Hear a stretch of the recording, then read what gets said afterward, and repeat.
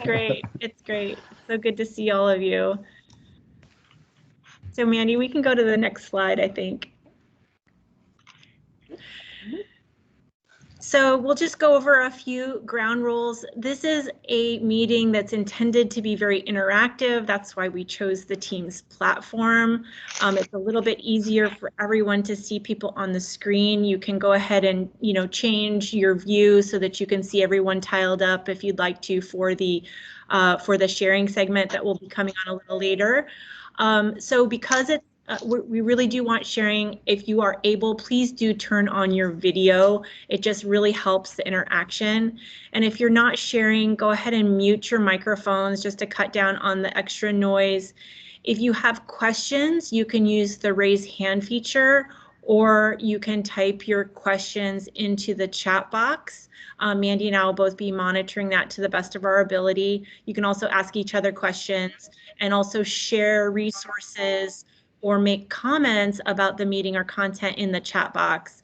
And we do encourage all of that interaction. We are recording this, this meeting, so everything that is, we just want to really capture as much as possible.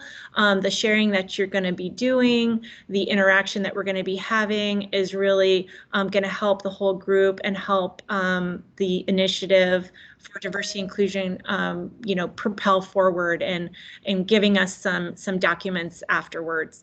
So please do share as much as possible. We can move on. First, we want to welcome all of you, of course.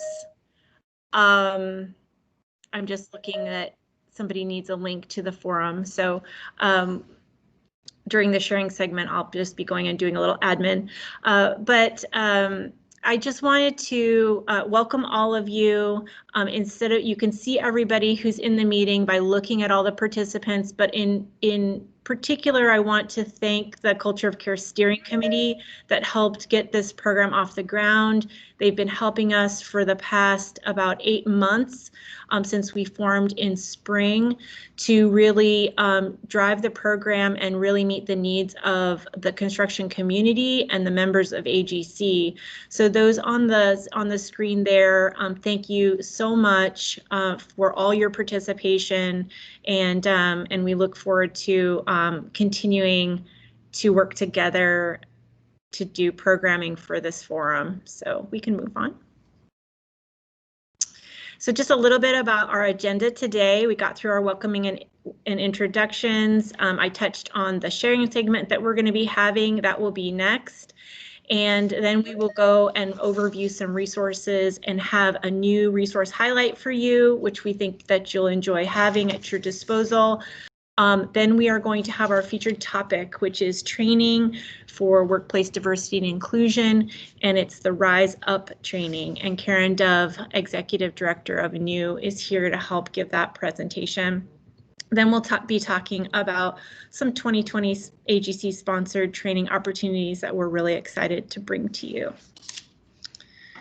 So now I'd like to introduce Mandy Keim to moderate the sharing segment of the agenda. Mandy's been instrumental in leading Culture of Care and helping to vet and develop programs, materials for the program. Mandy also teaches our care leadership training. So without further ado, here is Mandy. Hello, well, that was a super nice introduction. So we are modeling the sharing section after what has become a tried and true practice in the safety community for a number of years at AGC. So at our monthly safety forums, we do a safety sharing segment. And the idea behind it and kind of the ground rules that I want to share for all of you is our intention isn't necessarily to air dirty laundry or to, share things that, you might feel vulnerable sharing. But the idea is there's a wealth of knowledge, there's a wealth of life experiences from every one of you that chose to dial in today for this conversation. And those experiences will help all of us in the journey, and things that you may have gone through, maybe something that is another company or another individual represented here today may benefit from hearing those lessons learned. So that's the intention of the sharing segment is to talk about successes, to talk about challenges, and maybe even incidents and lessons that are learned.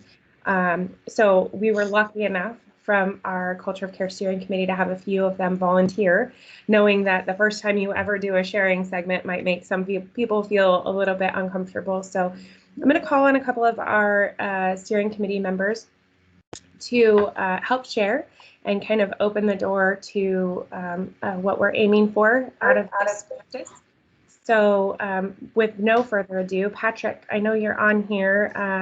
I would love if Patrick could share a little bit about the Lise Crutcher-Lewis journey with D&I. So Patrick, if you can unmute and share, we'd love that. Yeah, thanks, Mandy. I appreciate it. So Patrick McQueen, Lise Crutcher-Lewis. I'm on the steering committee, as you saw there. I'm also a board member at AGC, so lots of engagement and involvement here. And like Mandy said, I love the tie-in here between safety and culture of care, and it's really about trust and respect. And I've attended quite a few of the safety forums in the past, and one of the things that really was impressed on me was, hey, when it comes to safety, there's no competitors. We're all here to make this industry as safe as possible and protect the workers. And that really stuck with me. And I really want to help kind of model this effort and this forum around the same thing. Hey, we're here to make the industry a better industry for everybody, and not just people that look like me. So I'm going to try and briefly share some of the Lewis journey that we've been involved with, and it's been pretty interesting. But I'd say kind of we've done DEI.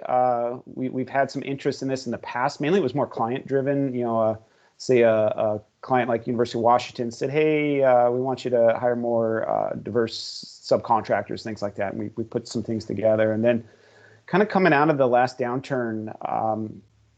We've been around 2016, 2017. We started picking up a lot of work. We were growing, and the candidates just weren't there. We typically, like a lot of construction companies, we hired people that reminded ourselves of our white male leaders, and we realized there just was not enough of those candidates. And we started thinking, well, what else can we do? And this is field and staff, and said, well, what if we start hiring more diverse people and hiring more women and people of color? And so we went, we prioritized that, and we did a good job recruiting people different than the leaders, and that went really well. And then as our diverse population got comfortable in the company, they started looking around and saying, hey, there's some stuff's not quite right around here, and there's some things that could change. And we all kind of looked at each other, well, what are you talking about? And so that kind of created, say, hey, well, yeah, we did pretty good diversity, but maybe we missed inclusion and equity here. So from there, we formed a Seattle and a Portland committee focused around DEI for the employees with representatives from all the different work groups within the company. We have hired a consultant around DEI. They're based out of Portland, and they're working with our leadership right now, really trying to help our leadership understand how do you lead a diverse company. And then from there, we're going to start doing some audits internally around, our policies, set up for everyone to be successful and included and equitable and things like that. And so our focus really has been internal to the company, and it's been a challenge. It's been tough. We've dealt with some things that we never thought we were going to have to deal with as a construction company, but we've learned a lot. We've learned a lot about ourselves. I think coming out of it, we've got some good game plans. We created a commitment statement for the DEI committee that we kind of hold up as our guidelines for the company. And we do annual kind of initiatives and goals. We're really getting towards a scenario where all of our strategy is through a racial equity lens and through a lens around all of our employees. So it's been challenging. It's been tough. We've had some good victories. We've had some stuff where we've kind of had to hold back or punt on. But the big thing is, we're trying as hard as we can to deal with some of the challenges that are facing our community and our nation really in a whole. So I'm going to stop there. Otherwise, I keep going forever. But it's been super interesting. We've learned a lot, and I'm excited to have culture of care as a backstop for some of the stuff that we're doing. Thank you, Patrick. I greatly appreciate you sharing that. And I appreciate the fact that you share that, you know, it's not always smooth and easy. And even with the grandest intentions, you know, sometimes we still run against the speed bumps and the obstacles. So, but that's part of the learning journey, I suppose. So, hey, Shelby, I know you're on here. I'd love for you to talk a little bit about some of the resources you've been sharing through your EAP. Oh yeah, our EAP I know has. you have more to share too, but that would also be helpful. Oh, okay, great. So, you know, I think it can be really intimidating to start new initiatives, especially given how lean a lot of our companies run and how fast-paced this industry is. So, I would encourage everybody to look at what existing resources are already out there that you can rely on. One of those might be an EAP. It's something that we've been using at Osborne, and it's been a great resource to provide to our employees who are going through personal challenges.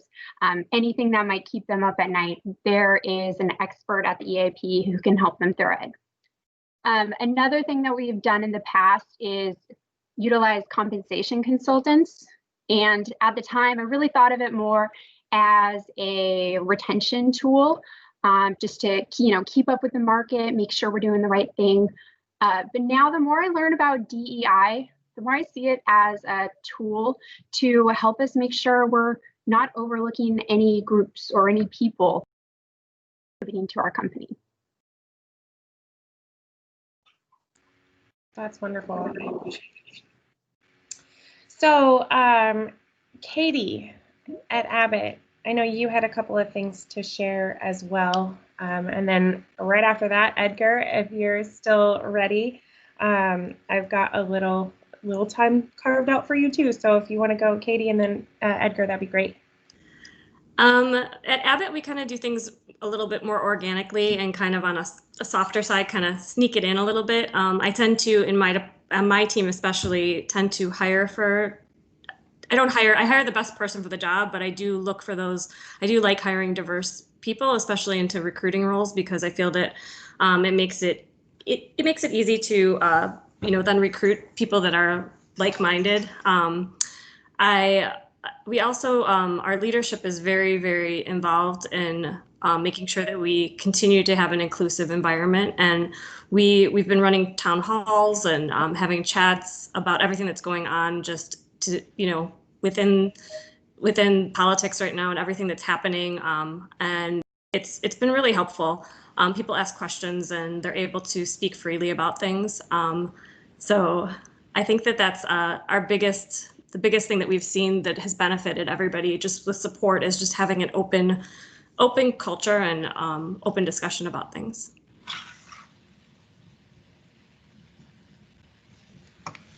Thank you, Katie. Hey, Edgar.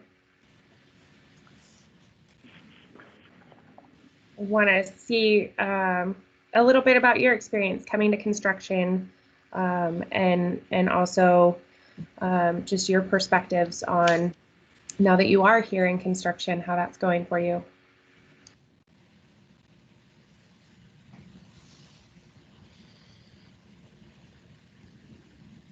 Edgar, you're muted.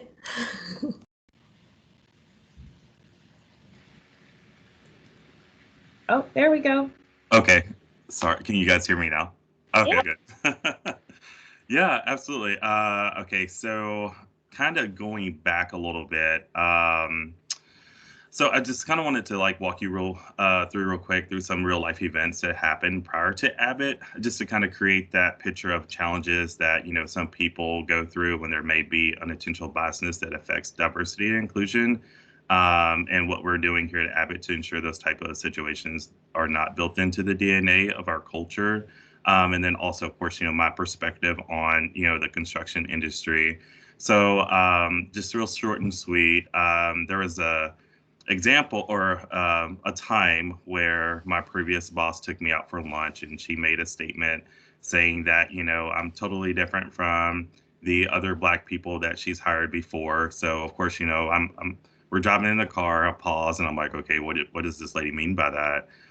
So one or two things are going to happen. I was going to basically lay into her as to why that blanketed statement was so discriminatory, or I was going to let her continue to dig her own grave. So I let her dig her own grave, but needless to say, she did not last long with the company for various reasons. And then also there was another time, again, this is prior to Abbott, where I had an HR director tell me and another colleague in the department that we are not hiring a qualified individual that we interviewed because the C-suite would not be so keen on having a transgendered person in the workplace. So I was very appalled when she made that statement. So I just want to say that these are issues people face on a daily basis.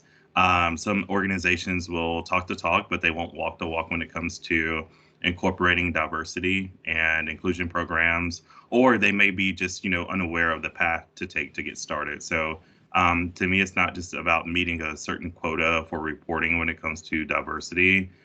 Those numbers do not mean anything when you lack inclusiveness of individuals from different walks of life and placing them into a certain category. So even though the majority of Avid employees self-identify as Caucasian, which I was completely shocked about when I first came to the construction industry. But I knew Seattle, had a predominantly of people who self-identified as Caucasians, but I was still shocked by the fact when I came to Avid that it was mostly white people. So, but one thing I do love about Avid is how accommodating that they are. Supportive and always finding ways to, seek diversified talent and opportunities to be more inclusive. So I can say that we have partnered with nonprofit association who specializes in OFCCP compliance and diversity in recruiting. And then also we have a women's in construction group. We have networking events and things like that. So just kind of piggyback off what Katie said, we are very organic in how we operate, and we make sure that everyone is welcome. I think the construction industry for me, which is new because my background is healthcare, is that I'm always constantly learning, right? So there's always challenges and opportunities where I feel as though, we can improve, but it's going to take time. Things don't happen overnight. So I love the construction industry. It's different. It challenges you and then pushes you to another level for sure. Sorry, I know that was kind of long. That was wonderful, and we love having you here in the construction industry. So I appreciate your perspective, and I think that I can speak for Sonia and myself when I say that culture of care, when this whole program was born, our intention has always been to make it more than a slogan, more than a pledge. And so the fact that you all are here and participating in this sharing segment is really where the rubber hits the road with regard to us learning and growing, all of us together, and sharing that. And I greatly appreciate you sharing your perspectives, Edgar, because that shows us that even though we can come together and celebrate the good work that's been done to date, there's still room for improvement, and there's still room for us all to grow and do better. And unless we have those uncomfortable conversations where we call out the things that are happening that should not be happening, we're going to continue to struggle. So the value of your commentary is it's priceless. So I appreciate it. So next up, I see that Dawn is on here. Dawn Stevens from the AGC board is also with Charter Construction, and she had a little to share about their journey with culture of care.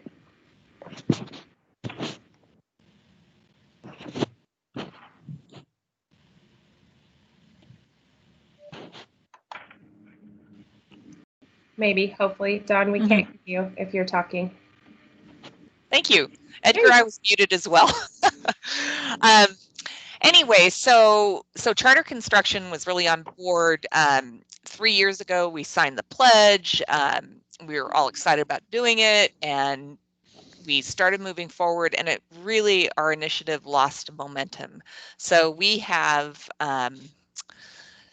now re-engaged and, put the committee in place to be able to drive this forward. We're learning, like Edgar said, some people don't have the tools. We didn't necessarily have all the tools, so we're learning the tools about moving this forward for diversity, inclusion, and equity in the workplace. And so we're really excited about it. We have a devoted committee to, and our president is on that committee as well. And I'm excited about our renewal. I'm also sitting on the Culture of Care for AGC of America committee, and there's just so many exciting things and so many exciting and useful materials that are currently being posted that I find really helpful. And at our team lead retreat, we're going to have Karen Dove with a new Rise Up come and talk with us and talk with our leadership team about diversity, inclusion, and equity in the workplace. And we may be working with them further down the road just to give us additional tools. So my story is that we were excited and we lost our momentum, and we just realized that it's so important and we needed to re-engage. So it's a little bit of a sad story, but turning out on a much more positive light. While we have you, Dawn, did you want to share your story about the incident that you had in Portland? Yes, yeah, I would be happy to share that incident. So we had a new woman employee at our job site, one of our job sites in Portland, and she was telling our general superintendent that she had been catcalled, and he was shocked. She wasn't. She was like, that happens all the time. I'm used to it. It's not a big deal. And our general superintendent is yes, it is a big deal, and I need to deal with that. And so he disciplined the employees that had participated in that and made it really clear that we have absolutely zero tolerance for that type of behavior and other discriminatory behavior. So it happens. Those things happen. And we're doing our best to resolve them as we find them and see them. But I know, like I said, we're re-engaging and moving forward, that we have so much more that that we can be doing and so much more that we want to do. Thank you. I appreciate that. And when our steering committee met and kind of discussed this sharing segment, one of the stories that I shared was a young safety professional, female, out in the fields, and she had a conversation in the fields where she got some pushback, and she handled it well. And her supervisor felt that the pushback that she got was inappropriate, and that it was that it needed to be addressed. And so he went to the superintendent that she had this dialogue with, and told the superintendent that he owed her an apology for his conduct. And this safety professional then gets a phone call from the superintendent saying, hey, apparently I need to apologize to you. She was kind of taken aback because she didn't even recall the interaction. And ultimately, she ended up expressing to both the superintendent and her boss that, she's used to holding her own and she doesn't need somebody to blaze her trail for her. So I say all that, and I share this story to say we can be well-intentioned in trying to make sure that everyone treats each other a certain way. But also, if we run interference for people and they don't necessarily want that interference, we can actually damage our relationships with them in trying to actually be helpful to them. So it's important to know and understand what levels of support people want and expect from you as a person in leadership, and how to apply that appropriately so as not to cause undue hardship for them or make them feel called out. And in this case, she said she felt called out because she was a young female, and that, her boss undermined her credibility by going out and talking to other people on her behalf instead of allowing her to step into her authority and do her job. So I wanted to also make a little space in this sharing segment. Abbott recently used a unique way to deliver domestic violence resources. So I wasn't sure if you wanted to share a little bit more about that. I'm sure I can talk about that a little bit. We actually had an incident that was happening in our Seattle office, and it made us start. We had built for domestic violence services of Snohomish years prior, so I had reached out to them to get some ideas on how to handle the situation.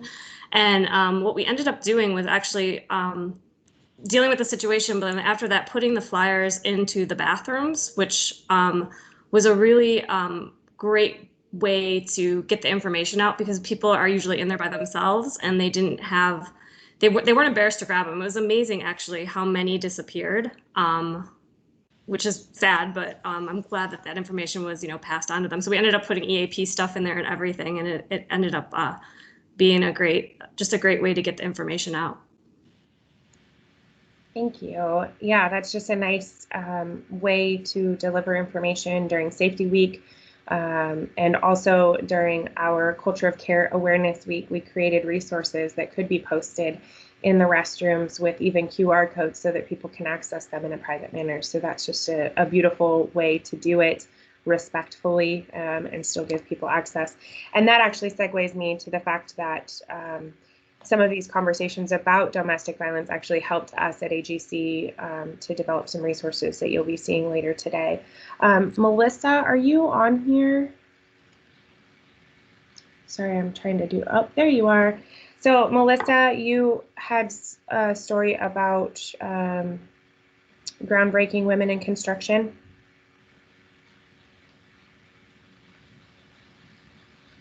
Hopefully you can hear me. You're on mute if you're talking. This is the fun part of sorry about that. You are. Hi. Only the third person to be on mute this far.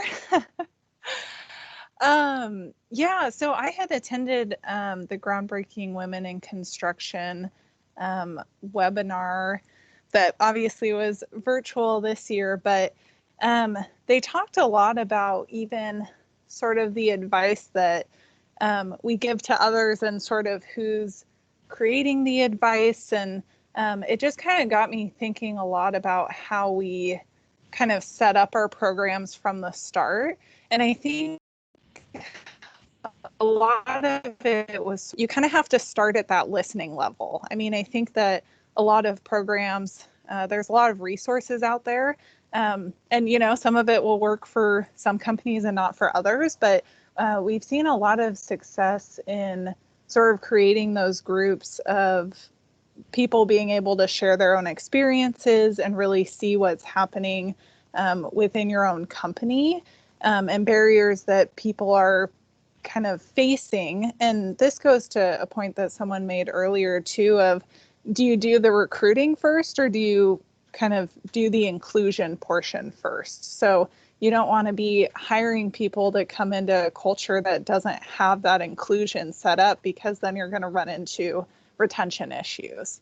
So I thought it was kind of a good discussion to have on making sure that you have that inclusion portion, along with obviously the portion of wanting to recruit more diversity into your workforce. Thank you. I appreciate that. Stephanie, I see your hand is raised. Share with me. Yay! I'm going to ask Aaron Mayer as well to join me in the discussion. So just real quick, I'm Stephanie Caldwell with Absher Construction, and Aaron Mayer, our marketing director, is on the line as well.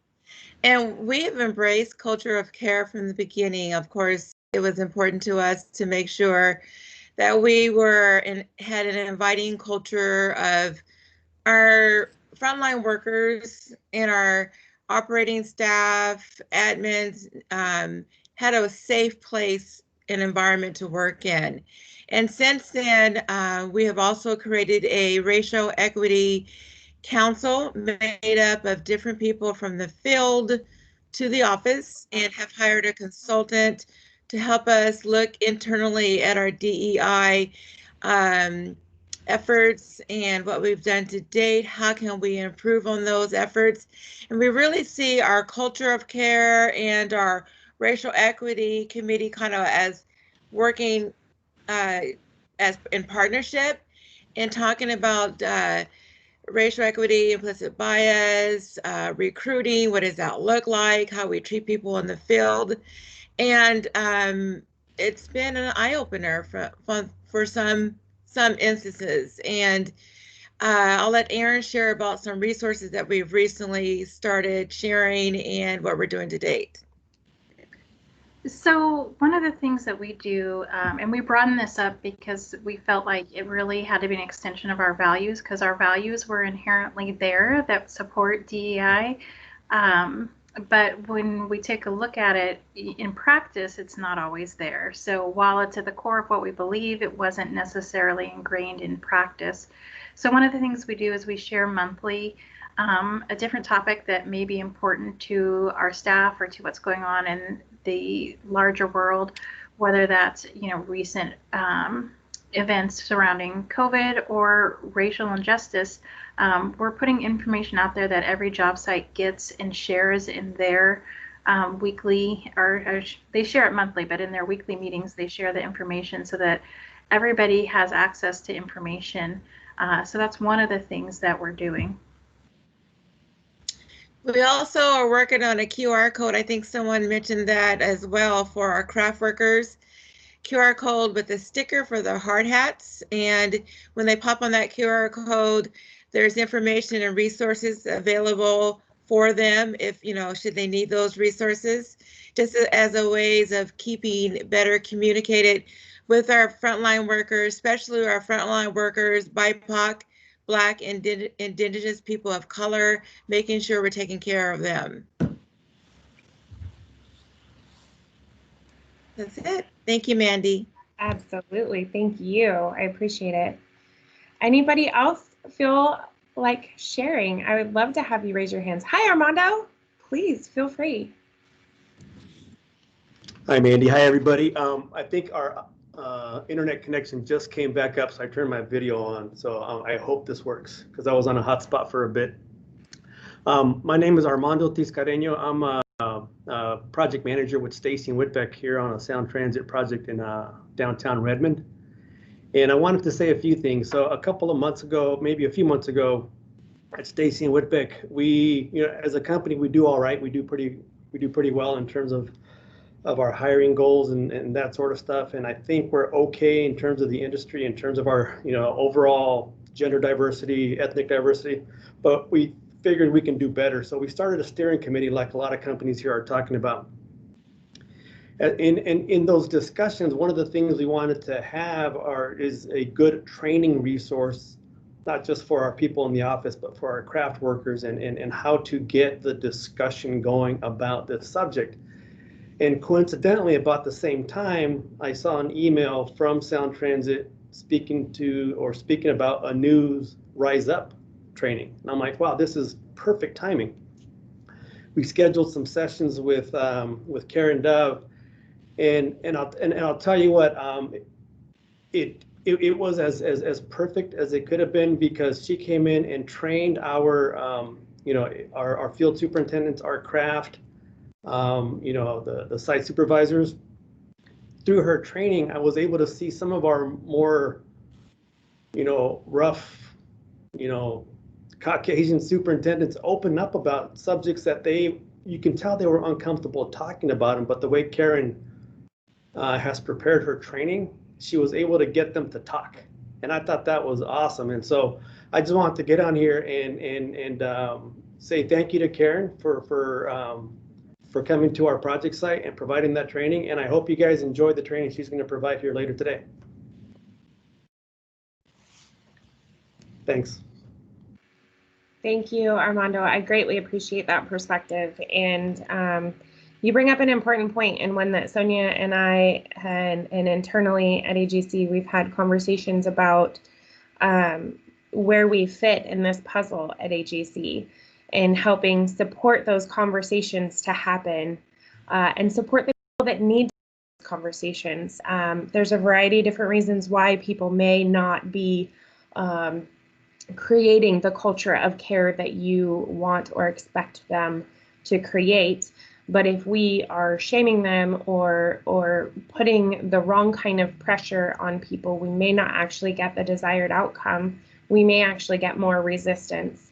And so our desire in what we do with culture of care, our desire in what we do with the sharing, is to create an environment where those conversations are a byproduct of a healthy respect for one another. They're a byproduct of making it okay to be learning, making it okay to say, okay, you don't know this yet, or you don't know the potential negative impacts of your actions or your words, but we're gonna get you there, and we're gonna make you feel okay about the fact that you need to learn and grow in this regard. And so I'm real excited about the fact that you guys have already had this experience with Caring and Rise Up, and that we get to partner in that way. So is there anybody else before I turn it over that would like to share?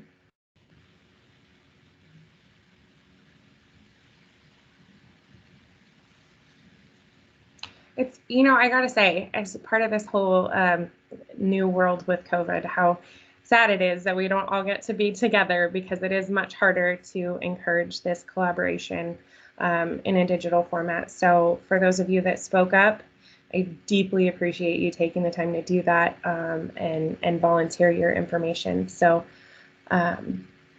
see, I drug that out for a hot second just in case somebody wanted to raise their hand, but we don't have any raised hands. So so with that, oh, wait, maybe we do. Sean, hi. Hi. I'll jump in. I just, I wanted to share a little, something that I've realized over, certainly over the last years, but certainly more pronounced over the last few months. And I grew up in Asia, and I grew up in Rainier Valley, so my surroundings were always diverse. Went to Franklin High School. My surroundings were always diverse, and I always navigated well in a diverse community. But what I didn't do was I didn't use my voice to speak out.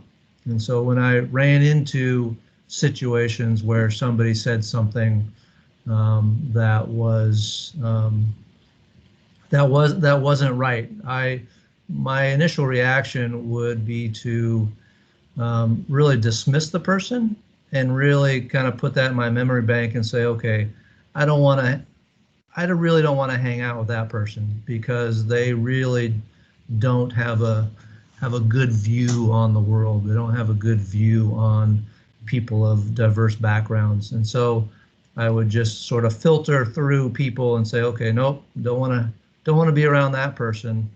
And as the years went on, and as we've all learned, that's just complacency. That's just that's accepting bigotry, that's accepting racism, that's accepting harassment.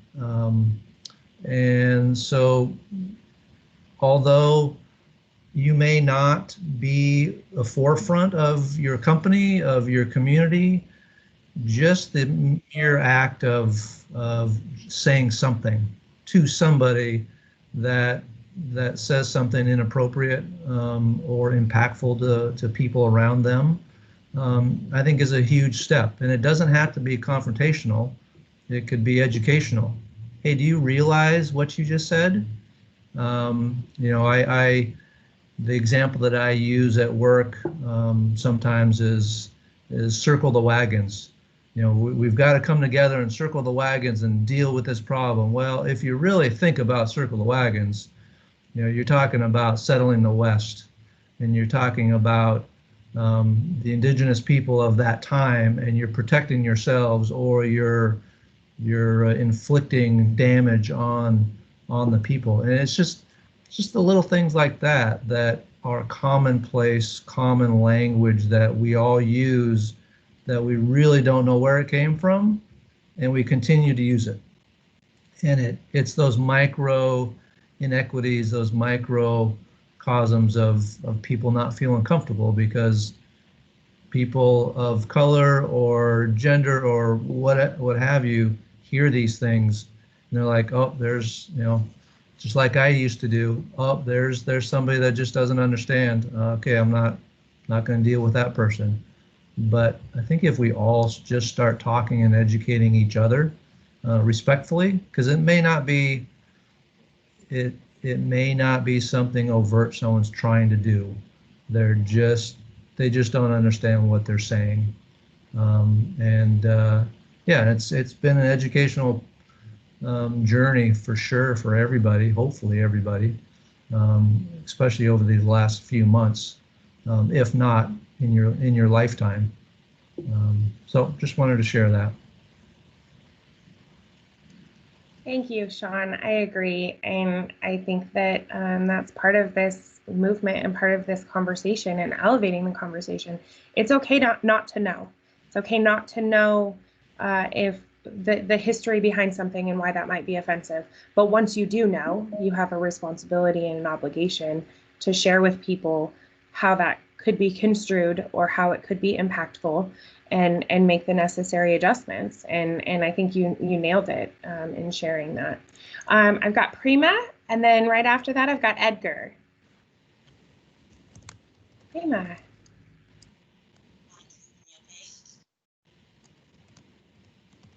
Almost. Can't hear you. Are you there? We're not picking up your audio, Prima. I'm going to kick it over to Edgar, and if you can get your audio back up, we'll call on you next. Hi, Edgar.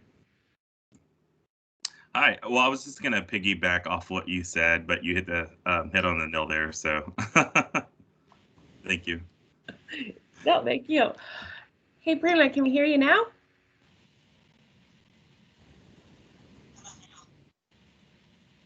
Oh, I'm sorry we can't hear you. If you would like, you can type your comment in the chat feature, and we should all be able to hear that as well.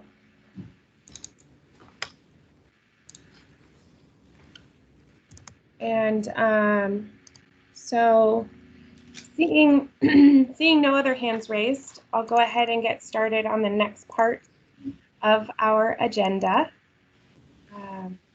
So I wanted to share with you some of the resources that are available and the different platforms in which they exist.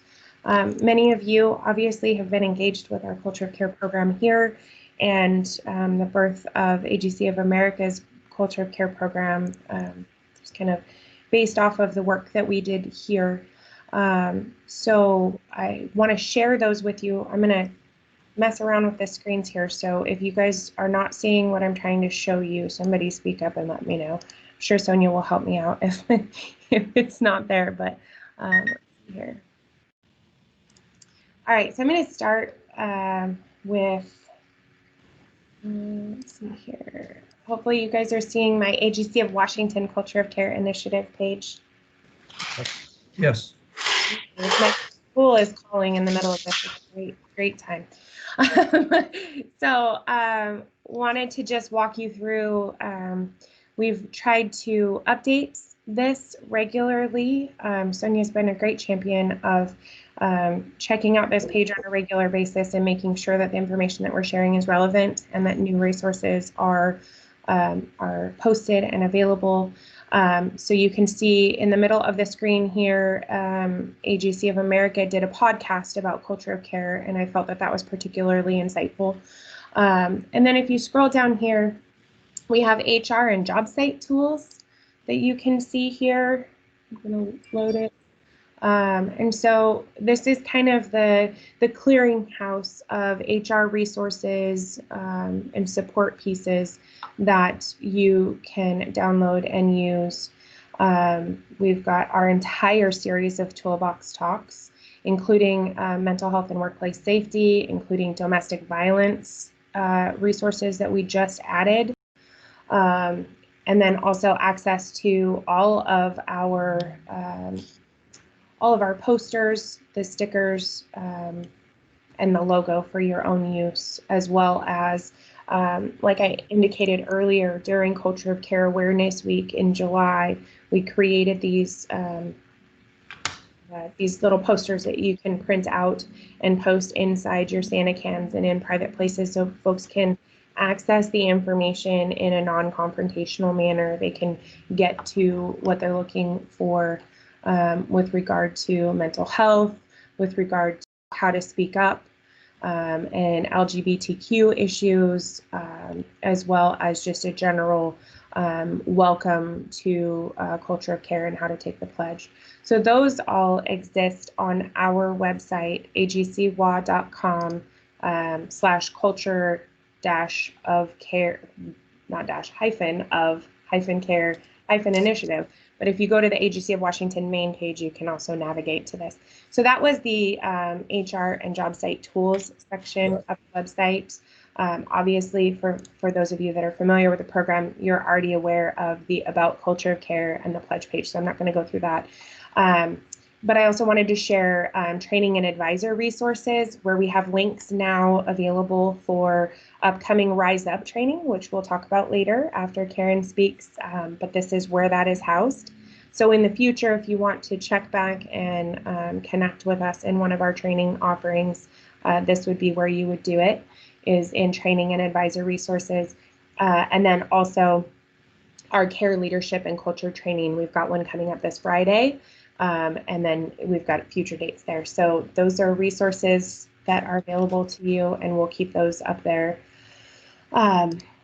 indefinitely. So, and then we also have another area that shows a lot of our company highlight videos and talks about best practices. And these are great for sharing, not just within your leadership team, but they're also great for laying the foundation for these kinds of conversations throughout your entire company. We're really proud of our partners that worked with us on these videos.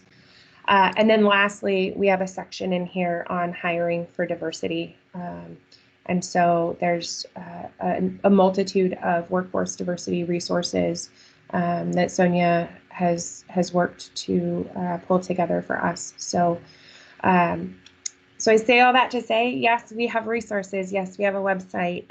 But this, much like a lot of what we do at AGC of Washington, is it's a living, breathing document. So we are open to your feedback. We are open to input from all of you as far as areas where we may be falling short, or areas where you've done some searching and you haven't come up with stuff that's out there. There's, Sonia and I working on that, our Culture of Care Awareness Week, we found a big gap in certain resources that we kind of just assumed were out there, and that we would just very easily find and be able to pull together and make into nice construction focused tools for all of you. And we found that in many cases, those just merely didn't exist. So if that's what you're running up against, that's what we're here for. And that's what this group is here for. And that's what our steering committee is here for, is to tackle those issues. And that really leads me to the domestic violence stuff that I'll be talking about in a few moments. So if you haven't yet signed the Culture of Care Pledge, this is where you do it, right here in the middle of our Culture of Care Pledge page.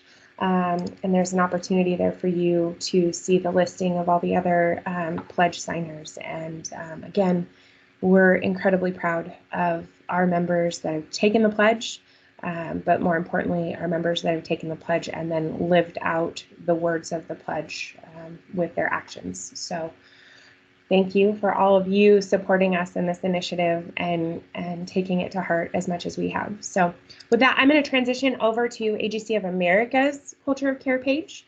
Their website is buildculture.org.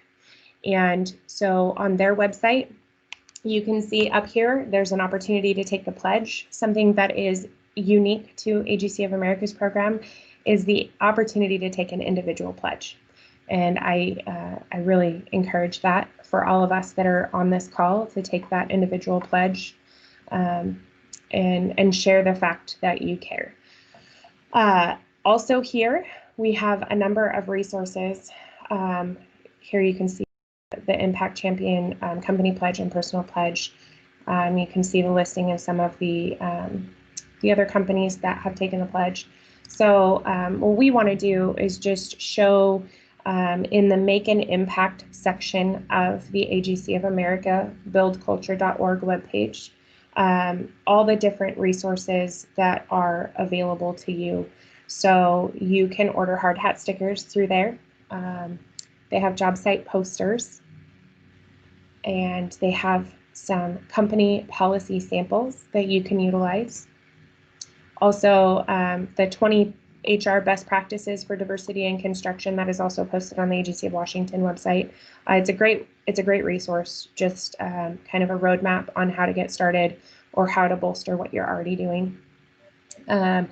There's training availability. There's actually a video, AGC of America's harassment on the job video. And for those of you in AGC of Washington membership, we've actually purchased copies of this video. So rather than you purchasing the video, we have this in our lending library at AGC of Washington. So if you need to borrow that from us, if you'd like to borrow that, I will happily get that over to you. Just give me a shout. Also through AGC of America, we have toolbox talks that are available on committing to a culture of care, building that culture of care, and then leading with a culture of care. They're working with us and with Karen at a new to launch training, and so that is forthcoming. But also one thing that we haven't really talked about much is unconscious bias. And there's a lot of resources here on AGC of America's page on managing unconscious bias, recognizing unconscious bias, and even the implicit associations test that you can take to determine, kind of where you land with regard to bias. And then there's some other resources on maintaining a culture of care during the COVID pandemic. So there's toolbox talks specifically to that. And then just another thing that I'm super proud of is when you go to finding state and local resources, this is an emerging topic and an emerging initiative for AGC of America, but I'm proud of the work that we do in Washington and proud of the fact that Washington is on this list for having local resources. So if you were to click on that, it's going to take you back to the AGC of Washington Culture of Care page. But all of that to say, there's room for growth nationally when you look at this map, and we're excited that AGC of America is pushing this to all of its chapters, and that in short order we'll be able to look at this map and see a lot more bright orange on that map, showing more of a global commitment in the industry. So, and then just lastly, they do have through AGC of America Diversity and Inclusion Excellence Awards, and so I would be remiss. We love at AGC, we love recognizing our members and the work that you do. And if you were to ask me, I would say pretty much everybody on this call is pretty award worthy in the sense that you've already dedicated resources and you're on this journey with us. So if you need help with those applications, if you need help navigating that process, reach out to Sonia or myself, and we'd be happy to support you in that effort. There's also a section on AGC of America's webpage for Tell Your Story, and that's an opportunity for you as an individual or as a company to share your story of diversity in the construction industry, and has the potential to be really powerful. And we'll be seeing that play out in ways that AGC of America develops more content and short storytelling. So those are the two websites full of good resources, and again, working towards growing those resources. So, all right. So with that, I'm going to navigate over to sharing our domestic violence resources that just recently were added to our suite of resources. So let's see here.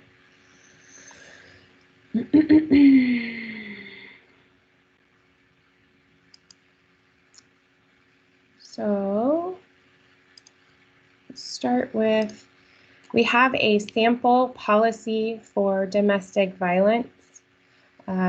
And again, this is a lot like the safety policy samples that we provide through the AGC Safety Department.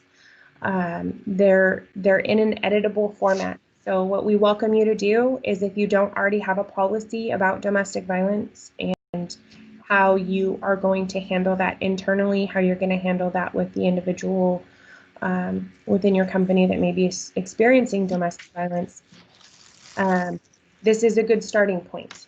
And we try not to be so prescriptive as to say this is exactly what your language should be, but we create it and provide it in an editable format so that it can be modified to fit your company and your existing policies. This sample policy, as well as the toolbox talks that I'm about to share, are the byproduct of a unified effort when we had a membership situation where they called out and asked for some resources. And so this was the combined effort of the Culture of Care Steering Committee, as well as our newly formed Human Resources Best Practices Committee, headed up by Jane, and I know Jane's on the call today. So, so hats off to all of you.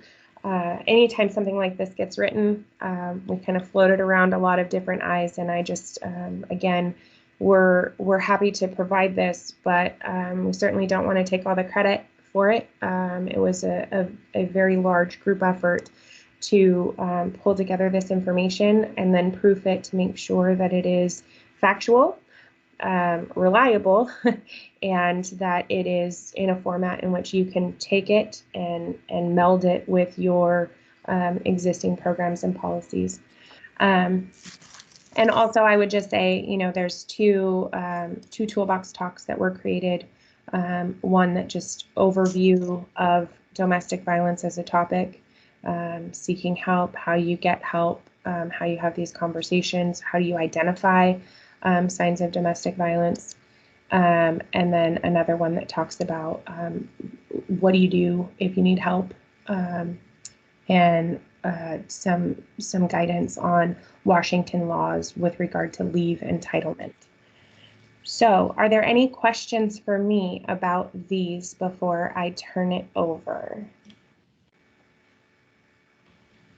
I can't see the chat function right now because I'm sharing this screen. So I'll navigate off of that real quick.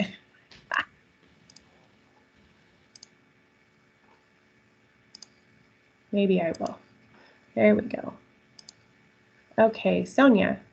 Hey, hi everybody.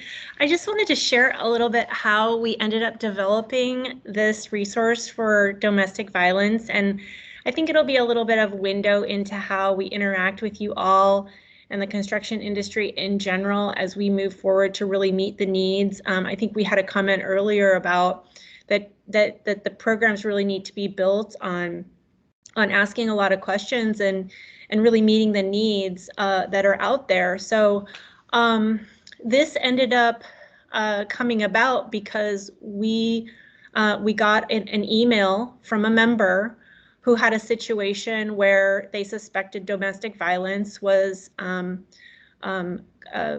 know, one of their employees was being victimized. It ended up having a cascade of effects on the job, and they really needed some help. And in the tilling of the soil, in trying to help this member, we realized that it was really a missing piece of the puzzle. And in researching it ourselves, understood the depths of the impact on the community of men and women, and how most companies are not really equipped with a policy. The statistics on how many companies out there are missing policies is quite staggering, and the hurdle that you have to go through, because it's a very personal topic. It invokes a lot of shame, and it's very hard to talk about. So it got us thinking, and it got us acting, and it got us moving forward towards producing something for you. So a simple email to us, a simple partnership with us in trusting us to either we may or may not have the answers for you, but if it's something you think we might be able to help, either privately or by putting together a public resource, please let Mandy and I know. Use us as a part of your tool in your toolbox to move forward. It's helping the whole industry get to a better place. So thank you very much. Yeah, I'll echo what Sonia said, much like what we do in safety. If you have that question or challenge or obstacle, chances are there's a lot of other members of AGC that are in the same boat and could use some support. So with that, are there any other questions for me on resources before I kick it over to Sonia? All righty, Sonia, take it away. All right, thank you very much. That was excellent. I really also appreciated the sharing. That just was fantastic. So thank you all for participating. Now we're going to move on to our featured topic for the forum, and that is training. I know we've mentioned it many times already today, and we're really excited to hear from Karen. Well, we've offered many resources through Culture of Care. We've known that training has been a big hole that has needed to be filled. And in fact, we've been having these discussions for probably a year and a half. It's not an easy one to fill. And for those of you who are ready to move on to establishing that next level of culture of care in your workplace, we really need to get all the employees on the same page supporting diversity and inclusion. And so AGC of Washington has gone through a formal process with the steering committee of endorsing the Rise Up training, and we're really excited to give you an overview here at the forum. As you have also heard from Armando earlier, the program has been piloted at Sound Transit right now. If any of you have also had experience with the program, and during the Q&A, which we'll have after Karen's presentation, you'd like to talk a little bit more about your experience, we'd love to hear from you. So now I'd like to introduce Karen Dove. Karen is Executive Director of ANEW, a 40-year-old nonprofit with a mission to improve people's lives by providing quality training, employment navigation, and supportive services leading to successful family wage careers. ANEW is the oldest continuously running pre-apprenticeship program in the country, with an emphasis on recruiting women into the construction and transportation trades. Karen's role as executive director is to plan and execute the overall strategic and operational responsibility for ANEW staff, programs and expansion, and execution of its mission. Karen is a certified diversity professional and creator of the Rise Up program. Throughout her career, she's utilized her entrepreneurial spirit and skills to create and implement new and innovative programs aimed at moving all people forward towards family wage careers. And I will have to say it's a pleasure working with Karen, and we're really excited. She's just got a great spirit and passion for this topic. So I'd like to hand it over to Karen now. We may have a little bit of a technology switch. Karen, I have stopped sharing my screen, so you should be able to share now. All right, let's see. She is. Yeah.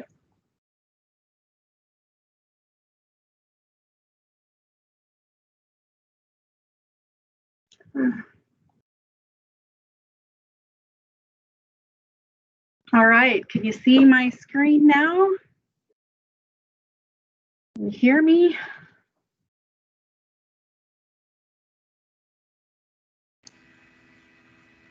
Yep, looks good, sounds good.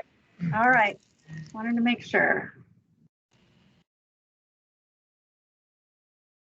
Thank you everybody for joining today. I am excited to be here. The Rise Up program has been kind of a passion project for me, and so you'll hear as I go through that I'm pretty passionate about this subject and about creating something that works for the construction industry because of the work I do. So Rise Up stands for Respect, Inclusion, Safety, and Equity in the Construction Trades.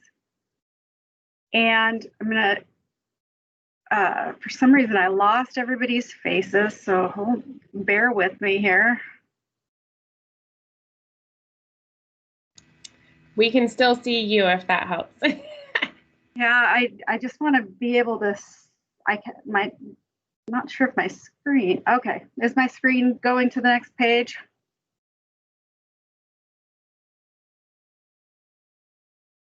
It looks Yes, like you it might have. is. Actually, I'm not seeing it. It's There it down in a goes. small window. There it goes. I see it Small now. window. All right. That's okay. We can kind of see it. If you would rather, Karen, I can pull it up on my screen and screen share it for you while you talk. Okay, that'll work. Let me do Thanks. that. Yep.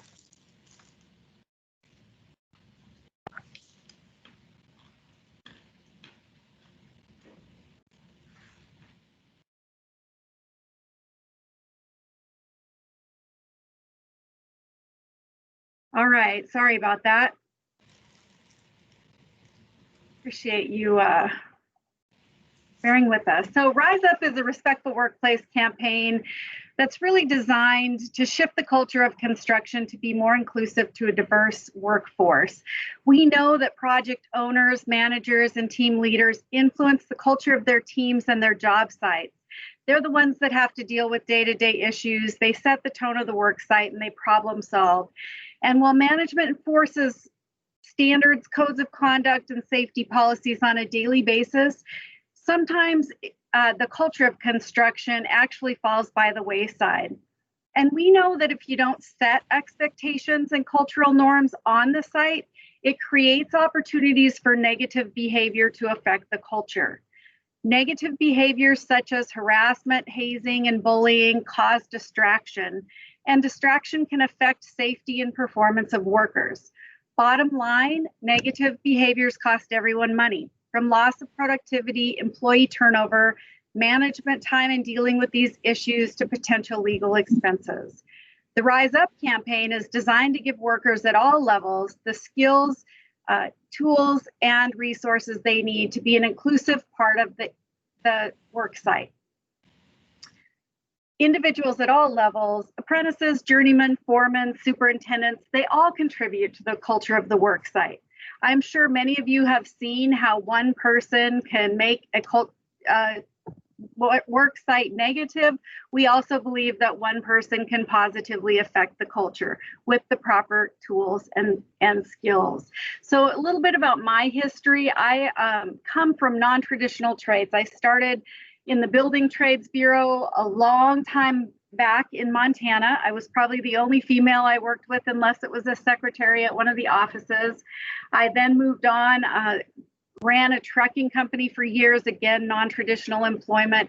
So I've worked in industries that really were predominantly male all my life. And frankly, I've loved it. I've enjoyed it. I've made a career of it. But there have been issues as I've gone through that. And so that has led me, when I received the opportunity to become the executive director of NEW, I was very excited because this industry gives people opportunities, anyone, an opportunity for a family wage career in a short period of time. The construction industry gives opportunities to anyone. So if you haven't heard of what a NEW does, I'm not sure if everyone knows, but we are a pre-apprenticeship program. We have pre-apprenticeship training that started to get more women into the construction industry, now trains women, people of color, people who are transitioning from incarceration. It's an 11-week program to get them ready to enter the construction trades. So we do this for a living here at NEW, and we have a very diverse population of individuals that come through our training programs. So we're getting people into the industry that are diverse. But the issue that we have when we started looking at statistics, while we're getting them in, they're not necessarily sticking. A recent Sound Transit study showed that 62% of white men finish their apprenticeship, 34% of females, and only 33% of Black males finish their apprenticeship. So we're getting them in, but they're leaving. So we created the Rise Up program in an effort to create more inclusive work sites so that we could not only get people into the construction industry, but they would be able to feel included in the industry, become part of our industry, and feel like they're also making a difference and able to do this work, have a family wage career, and go home to their families. So we created this, if you can go to the next slide, we created this several years back. One of the reasons that I started looking at respectful workplace as an option was when I first got here 5 years ago, people told me, similar to a story somebody else said earlier, people told me all I had to do was teach women how to have thick skin. Well, thick skin has, just like Circle the Wagons, has a very long history, and the term thick skin comes from when slaves were beaten and got thick skin on their back and would then be able to handle those types of beatings. So when people started telling me that I just needed to teach people how to have thick skin, it just didn't sit right with me. So I went out looking for respectful workplace programs, and what I found is that there's a lot of best practices out there, but they're mostly for people who come to the office every day, work in the same office with the same people, and it was real hard to find one that would work in the construction industry. So we set out to create a program that would work in the construction industry, be part of what you're already doing, so it wasn't an additional burden for you. And we did that by having an advisory council made up of tradespeople and contractors. We had training. I went through a year-long certified diversity professional training to have the skills and tools I needed. And we have gone through several iterations of this training, feedback from tradespeople, the training that we have done, people like Armando who have gone through this. I can tell you that every time I've gone through and done a training, I'm getting constant feedback, and we're utilizing that to create a better program. Then we created it for 3 reasons. The next slide, number 1 reason was to shift the culture of construction. The number 1 reason people leave the construction industry is the culture. This is a study Portland State University did. Even white men said that's the number 1 reason they left. In a more recent study in 2018, survey of women in the construction industry conducted by Engineering News record said 66% of respondents reported they've faced sexual harassment or gender bias in the workplace. In a more local survey that we just did in 2019 for Sound Transit, 72% of workers on the survey said they had seen or experienced harassment in the past year on that job site. So even here locally, we are seeing that there is some issues with the culture of construction. The second reason we created it was to address the workforce shortage. Next slide. We know that there's a coming workforce shortage. We know that people are not choosing construction as a first choice career. Some of that is because we have said that college is the route to success and construction is a less than career, and that's what we have taught our children as they go through education. But we want to shift that. We want the construction industry to be a first choice career. So by creating a industry that is respected, by creating this shift in the culture, we want construction to be a first choice career. And third, on the next slide, the bottom line is that a diverse workforce increases your bottom line. And we all want that, right? We want less recruitment costs. We want more productive work sites. We want less time. If you're a manager, we want less time dealing with this stuff for sure. And we don't want to have to deal with the potential legal costs. So on the next slide, that's just a little background on why we created it. We couldn't have done this without the City of Seattle and Sound Transit, so I just want to mention that. City of Seattle is requiring this training in their contract docs. Sound Transit is requiring, it has respectful workplace language, and we are working with them to provide the manager training on their site. So there are some public owners that are requiring this on their jobs. So the framework on the next slide, the framework of the Rise Up program is really focused on minimizing distractions and maximizing productivity. We wanted to create a framework for this training that had the same values that the construction industry is based on. And you talked earlier about how the safety culture of construction and how that kind of came to be and the focus on that. this is no different. It's based on minimizing distractions and maximizing productivity, the value of safety, the value of being productive, so that the industry would buy into this training. On the next slide, the framework that you go through if you go through the training covers subjects such as, we talked about implicit bias or unconscious bias earlier also, so that is covered within this training. We talk about microaggressions, subtle acts of exclusion. We talk about intention versus impact and how that plays out on the work site. Racial and gender discrimination and sexual harassment. And the biggest thing is these are customizable trainings for your organization. So you can co-brand them.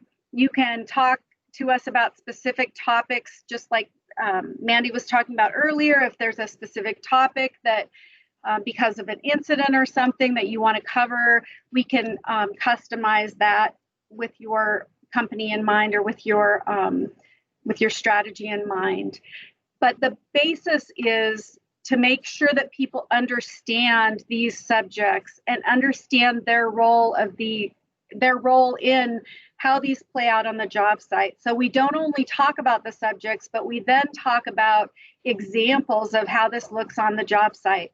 What I've heard in training over and over from people is the obvious incidents, those are easy to deal with, because if you see something very obvious on the site that's wrong, or somebody comes to you and says something like that, then something like some of the examples earlier, they're easy to deal with. Some of the less obvious things are when it's implicit bias, when something is said that people don't realize the impact that they're having. And so we're teaching managers and workers to look for those types of things on the job site too, so that they can talk to people about the impact they're having and resolve some of those conflicts. Our training then goes into skills and tools. So we talk about conflict resolution and giving feedback. We have advocacy training so people do know, if something's happening to you, what are the ways that you can deal with that? And then we talk about bystander intervention. When we're doing worker training, we talk about how important the bystander effect is and how you can intervene. We give people examples so that they feel comfortable doing that. 90% of the issue when something like this happens, and this was talked about earlier by somebody too, you guys did a lot of my work earlier, but a lot of times if you confront somebody or if somebody says something, it's like, oh, I kind of put a check mark by his name. That's somebody who doesn't get it and I just ignore the situation. We as human beings don't like conflict. So if we have tools to deal with those, and we have some tools in our tool bag that help us when an incident happens, that we know what we're going to say, or we have some reactions that we can say that won't put people on the defensive, then it makes it easier to have these discussions. Otherwise, if you're like me, I'm a processor, so I can think of 900 things 4 hours later when I'm at home, but I don't necessarily think of those when it's happening. But if you start practicing those, then they automatically come up in the moment. So we're teaching people with the skills and tools they need on the job site, and we're having those difficult conversations. Like Armando said, this is a time where people can talk about issues that they've had and ask those uncomfortable questions. We've had women share their experience of how they're treated as a program manager. And then we talk about, okay, for the men in the room, how could you support this? How could you help her if this is happening to her on the job site? So we have these very real conversations during the training of real life things that are happening in your company or on those job sites. So I'll just go over the tools, and then I want to have plenty of time for questions and answers. The next slide talks about our worker orientation. It could be part of on your on-site work site orientation, or it could be part of your HR system where you're onboarding employees. But we do have worker orientation that talks about these subjects again.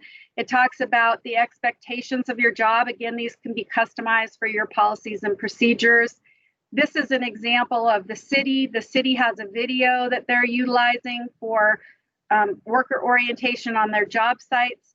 We have PowerPoints and manuals, worker cards and acknowledgements. So they actually sign. I went through this training. I acknowledge what the expectations are with this company or on this job site. The second piece that we have developed are manager training. So a lot of times workers get promoted to be managers because they're good workers, but we don't necessarily give them all the tools they need to be good managers. And part of that is dealing with conflict. So this particular training helps them identify those types of behaviors, harassment, hazing, bullying, that would lead to a work site that's not respectful or causes problems. It helps them to identify those. It helps give them some tools they need to deal with that and give conflict resolution and give feedback. And then we also have job box talks. So right now we have 12 job box talks that you can utilize. On the far left, that's a poster that you can put up. The middle part of this is the instructor card. So it walks the instructor through this. They can be used at safety meetings, during your morning meeting, before stretch and flex. It's again meant to be infused right into your current system. On the right-hand side is a worker card that you can give the workers. So these job box talks are on our website and can be used right now with anybody who wants to utilize them. And last, we have posters, hard hats, stickers, job site banners that can be used that helps reinforce and remind people on your job site about the expectations. We also have a few other things that we're creating. We are creating an app that will help people, if they're having issues with the job site, navigate through those, give them resources for different areas. If they're LGBTQ plus, or if they're females on the job, it will identify some resources for those people. And we have some advocacy training also. So our model, we have we have some free tools on the website. Like I said, we have job box talks, things like that on the website. We also are going to be providing train the trainers. A lot of people are not trained in how to train implicit bias. These are conversations, again, like Armando said, that get uncomfortable. So if you haven't had some training in those areas, it might be harder to train on those items. So we have a train the trainer, which then will give you the ability to use these guides and tools that we have developed, and in the in-person, we have some scenarios and things like that you can utilize. And then we also provide paid training. So we'll come to you again and develop training for you specifically, depending on what your situation is. And so that is a quick presentation, down and dirty, about the Rise Up program. Again, we have tools on our website, www.anewaop.org. It's the last part of my email. And we are providing some worker orientation and manager orientations through AGC that they're going to talk about. And we will have a train the trainer coming up here shortly also. We are utilizing this in different areas. We are going down in October to Oregon because they're going to utilize this training also for all their public works for the regional public owners group in Oregon. So happy to answer any questions you have. Hopefully there'll be some discussion. We can talk about some of the questions you have. Yeah, thank you. So hearing an echo, not sure why. Mandy, can you talk? It's Yep, absolutely. Hopefully there's no echo on me. Thank you, Karen. I'm going to leave your email address up here on the screen while we entertain any questions. Any questions from the audience?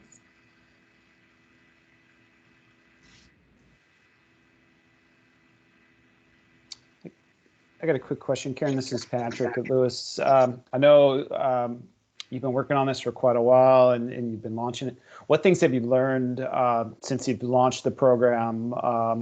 And how do you see this kind of continuing to evolve and grow as it gains legs and gets more widespread and adopted? That's a great question. This has been probably one of the most powerful things I've ever done in my career, honestly. Having conversations where I see people able to ask questions and really question things that they're thinking has been very powerful, not only for me, but I think for the people in the room. And so I really see this as an educational moment and an opportunity for people to just think differently. We're not trying to change people's values. I don't care how you vote.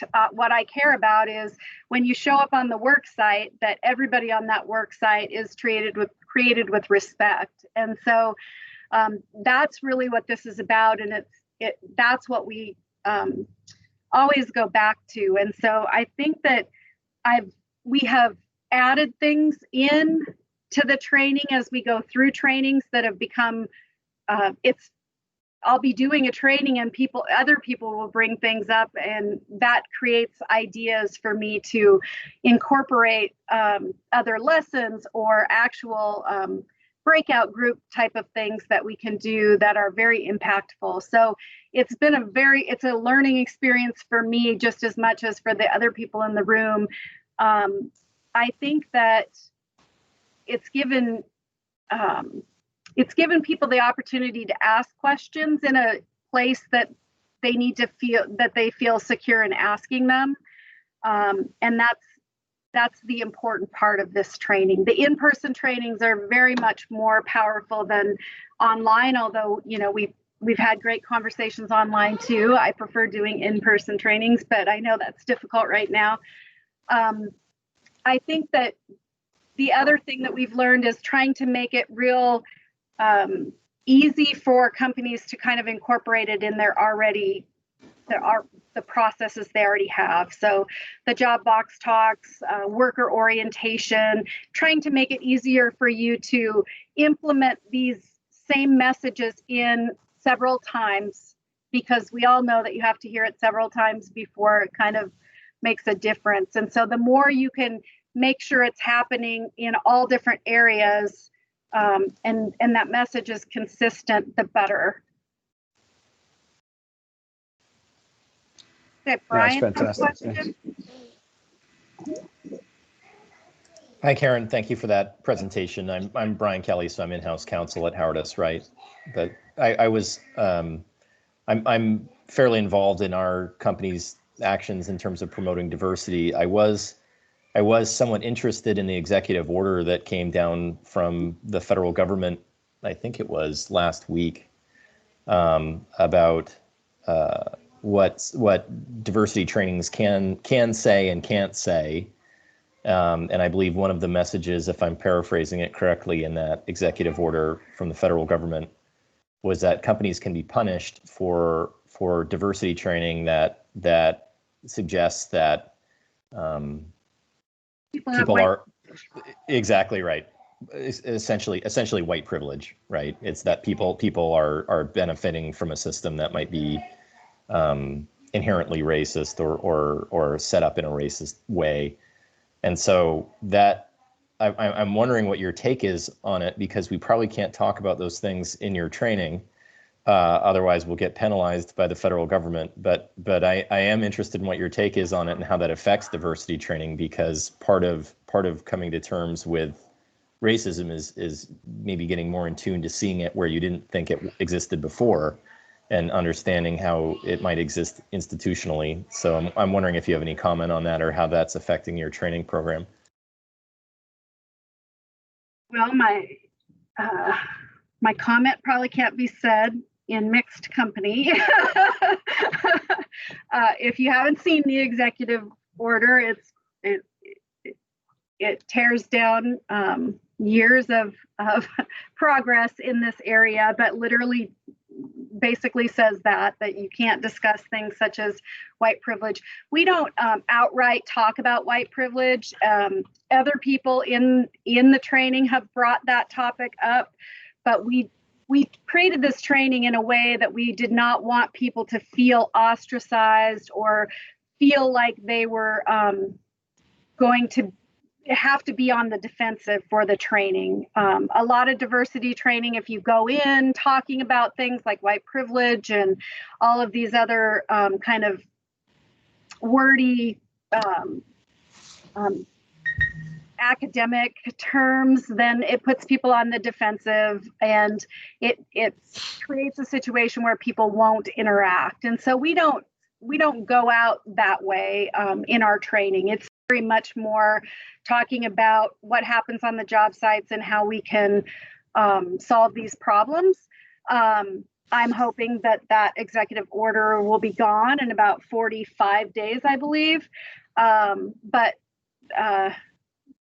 if it's not, I am going to continue to do this work because I think it's important, and I will continue to do it in line with how I think it can be done legally. But the work is important, and I'm just not going to back down because of his executive order.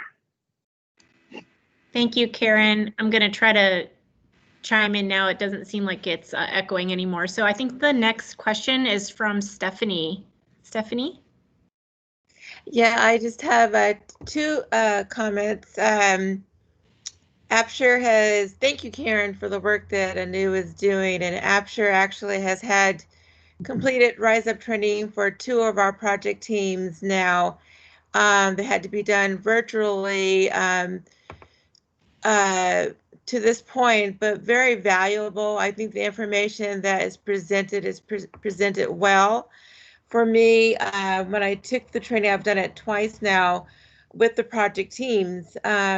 It was really impactful to talk about that when she talked about intentional and being versus being impactful, and just how it's presented. I think even with the new federal guidelines, the way the program and training is presented, some of those conversations could possibly come out without being going against the law, the rule of law, right? Okay. That the way it's being presented, some of those conversations can still be discussed. My question, Karen, I'm currently working with AppSure's leadership group. We have a cohort each year that we offer leadership training for potential leaders of AppSure, and they come from operations, they come from the office side, they come from the field. And is the management training different for folks who are actually like craft workers? Are there 2 separate tracks of training? The subjects are very much the same. The way it's presented might be different depending on the audience of who. So for example, if for Sound Transit, they just asked us to do a training for the people who come in and do their drug testing. That training is going to be a little different. If you don't use examples that the people that you're training can relate to, then it's harder for them to relate to that and to kind of understand what you're saying. So we do try to vary it depending on the audience, but we talk about the same subjects. And thank you. And I owe you a phone call, and I will make sure I get back to you today. Sorry. Okay, Sean, did you have a question? Yeah, more of a comment. In the chat section, Prima and I think it was Candace were having a conversation about inclusion. And Karen, all the work that you're doing to get diversity in the field is going to be for naught if we can't figure out the inclusion piece. Right? Most people don't leave a company; they leave their boss, or they leave the industry because it's not inclusive. It's a good paying wage, it's a good living, but if you're miserable, it's not going to help. It's not going to help your psyche, I think was the comment. The word used was psyche, and just yourself. I mean, you're not going to be the person you want to be if people aren't including you and helping you along the way. Yeah, I agree with that. And I do think, so our retention rate for people who come through our pre-apprenticeship program, and I just got these numbers, our retention rate is 82%. So 82% of the people we place stay in our programs, and we have a very diverse group. And part of the reason that we believe that it's 82% is because we're preparing them for these conversations, and we're preparing them to go out and kind of make these changes and be part of the answer as they go into the field. And so we talk even at the pre-apprenticeship level, what you're going to be facing and some of the ways that you can deal with that too. So I absolutely agree. I think that the inclusion piece is necessary if the industry is going to change. You're right. I mean, the numbers show that women and people of color are dropping out at double the rate white men are. So that pretty much tells you everything that you need to know. So how do we change that? We have to create a culture that's more inclusive. Yeah, and that's not only for the field. That happens in our company across the country. We do well at recruiting, and then you get into year 7, 8, 9, and because of, I'd say, unconscious biases, people don't go anywhere and they move on. And a lot of it is, unconscious bias or microaggressions. We call them subtle acts of exclusion that people don't even know they're doing. But if you don't have a workplace where you respect each other enough to bring it up, then it will never change. And that's part of what we're trying to teach is, even from the pre-apprenticeship level, how do you have a conversation with somebody without putting them on the defensive? We don't want them to think that you're coming up to them, calling them a racist, because we know what's going to happen if that's the case. And so how do you create respect enough that you can have a conversation that says, I know you didn't mean it when you said this, but this is how it could impact other people. So you might think about not saying it that way. I mean, one of the biggest ones that I have pushback on when I'm doing these trainings is using the term, hey guys, and females use it too. I have been guilty of using it, but it's a very common thing. People say, hey guys, and they're, I get it all the time. It's like, oh, people are just being too sensitive. It's easy for you to say if you're a male that people are being too sensitive, because we don't say, hey girls, we don't use sales women, we don't have police women, all of these different terminologies have always been predominantly focused on men and the male being in the leaders in those positions. And so it's real easy for people to say, oh, they're just being sensitive. And it's one of the biggest pushbacks I get. But having these conversations about what are things, how are other ways you can do it? What are other things you can say so that you don't? Because you can think they're being sensitive or not, but what you just said is true. People leave their bosses. And so you might have a great worker, but they may leave you after 5 years because you couldn't change after you were asked to change, and not say that, 5 years later, you're still saying it, might not want to work for you anymore. Right. Thank you. Anybody else have some more questions? I'm loving this conversation. It's really where the rubber meets the road, right? I did want to share that I had a unsolicited call from a friend of mine who's a craft worker the other day that I appreciated so much. I had given him our poster that came out this summer on eliminating everyday racism and sexism on the job. He had a situation where one of his coworkers said the N-word, and it made him really mad. And he told somebody he was going to, he told the guy to not say that around him anymore, or he was going to punch him in the face. Well, drama ensued, and the subject of our call was, I realize now that if I would have said what was on the poster, something to the effect of, hey, I didn't think you I didn't really peg you for the type of person that would say something so racist. I want you to know that's not okay with me. Don't do it anymore. That would have been a much more intimate, actually, kind of heart-piercing way to say it, rather than say it in a way that evoked physical violence and took it off subject, quite frankly. So a lot of what you're talking about, Karen, and what I'm hearing others, it's just really where the rubber meets the road.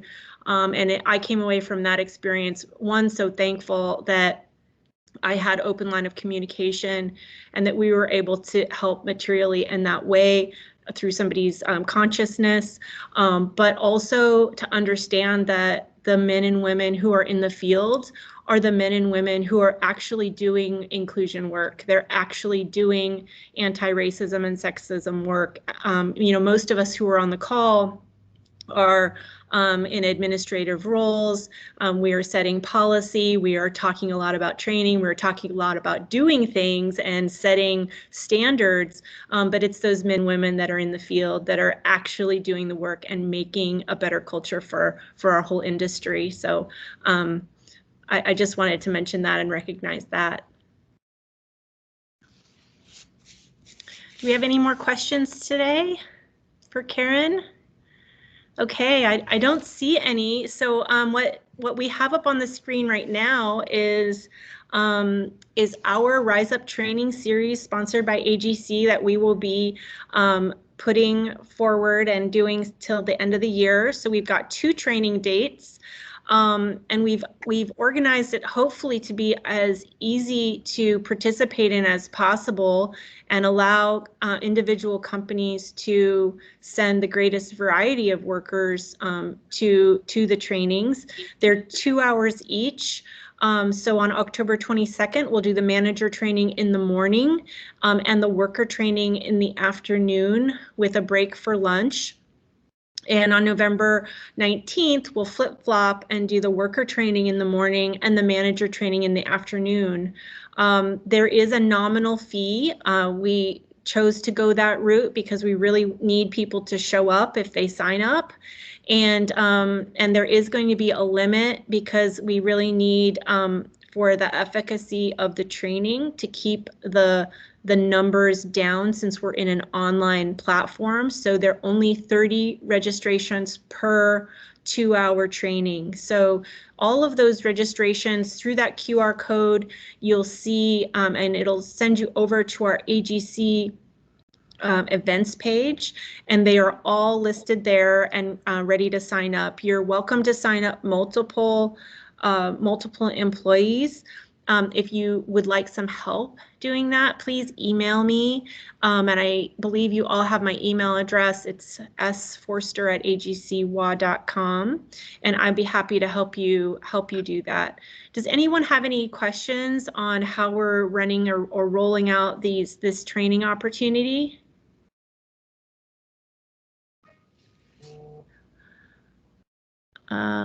Okay, we have a question from Erin. What positions, roles would be appropriate to attend the worker sessions?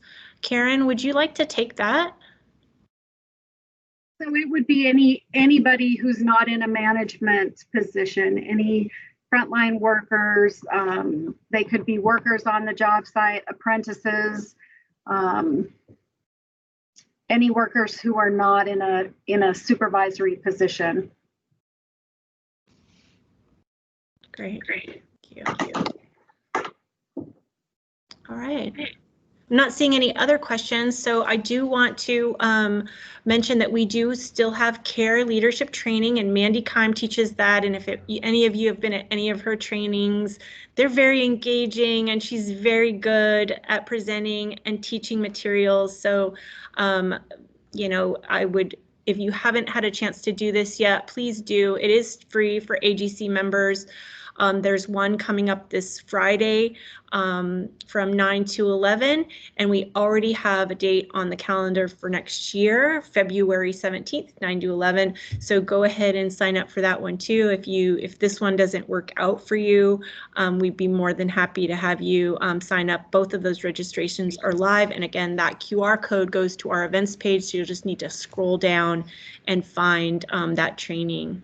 Does anybody have any questions about the care leadership training? I know Mandy's on the call, so she can answer anything I'd also that you like have. to throw out there, just so that you're all aware, yes, these are scheduled scheduled events, but I have had a few companies reach out to me over the last couple years of doing this and asked to have their own custom classes, of which I've done a few.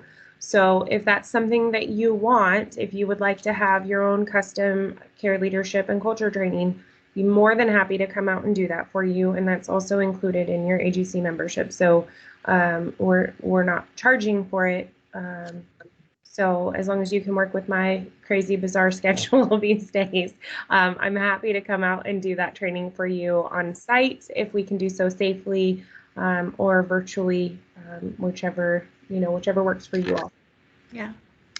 Looks like we have a question from Candace. Candace? Hi, I was just wondering what the difference, I guess, would be between care leadership training that Mandy's doing and then the manager training that Care and Dove does, just because obviously, a manager doesn't equal a leader. And so that's what I want to know, is the care leadership more like people who have that passion to lead their company versus a mandatory training? We'd hate to say mandatory, but So I would say probably the difference is care leadership and culture training talks about you as an individual, what your leadership style is, how you communicate. It's introspective, as far as working people through some exercises about their own communication and leadership style, and acknowledging that we're calling it leadership training, but every single person that works for any organization is a leader in their sphere of influence, and teaching them how to take a leadership role in that sphere of influence with regard to their communication style, and their own role within the organization. Whereas I think that Rise Up is a little bit more structured in the sense of identifying, workers have these responsibilities and managers have these responsibilities. This is more about who you are as a person and how do you develop that skill set to be a stronger leader. And that plays out, and I say it in the training multiple times, that plays out in multiple different ways within the culture of your organization, not just your diversity and inclusion culture, but your safety culture and all of that. And so it tries to marry a lot of what we tell our field leadership to do with who they are as a person and how much leadership training they've actually had in their profession. Hope that answers it. Very much. Thank you. It's perfect. Yeah, thank you. I'm excited to see, so I'm getting all the little notifications popping up for every time somebody registers, and we've had several registrations already for the training. So thank you all for jumping in. I'm really excited to be able to provide this resource for everybody.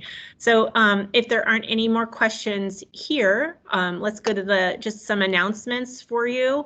I did want to loop you in with an AGC of America HR and Training Conference is featuring a Culture of Care segment addressing racism in construction, becoming a catalyst for change. I believe that is next week. I realize I did not put the date on there. So if you follow that QR code, you'll be able to see that event and sign up through AGC of America.